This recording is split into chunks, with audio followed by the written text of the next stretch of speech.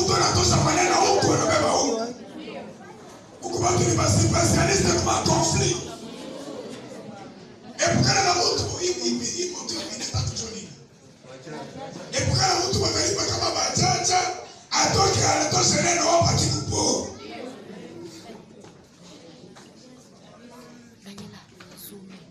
Na ulimi inajenga linabomola. Inaleta laana pia baraka. Na kanisa linaweza kuwa kubwa sana. Nijia ulimi kanisa linabomoka. Usa mwenzako mwambie linda ulimi wako. Linda ulimi wako. Unakosa moyo. Tusome Methali 6:16 mpaka 19. Methali sura 6:16 mpaka 19. Nasoma Methali sura 6:16-19.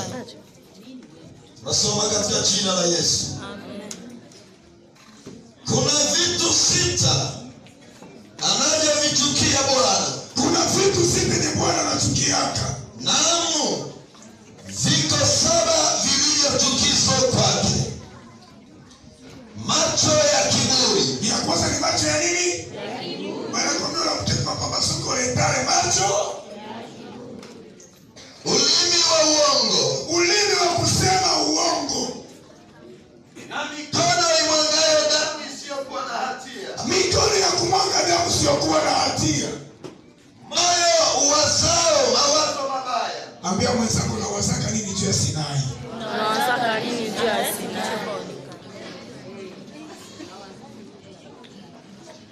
Miguu iliyo mwepesi kukimbilia maovu. Miguu yako ndio kupeleka mahawali. Sibalisema tena hivi. Sibalisema tena hivi.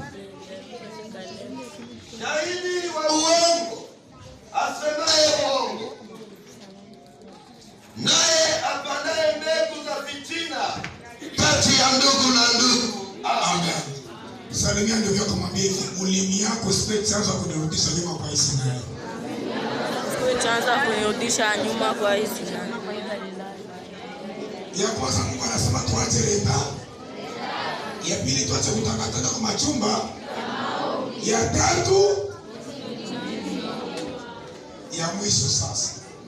Ya mwisho Mungu anasema hivi.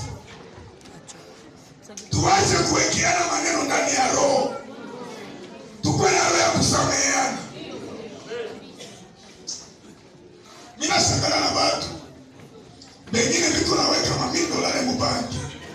Wengine banaweka $1,000 muertelman. Mesie wa Kristo mroho yetu ni makonflikt. Mara tuko mwisho wa mwaka. Tulimaliza jana. Mabutiki alifanya solde. Na wewe soldele mara kile kwa jina la Yesu Kristo. Wewe soldele na vitu vya kwa roho yako ya kutosamehe kwa jina la Yesu Kristo. Simama tuombe.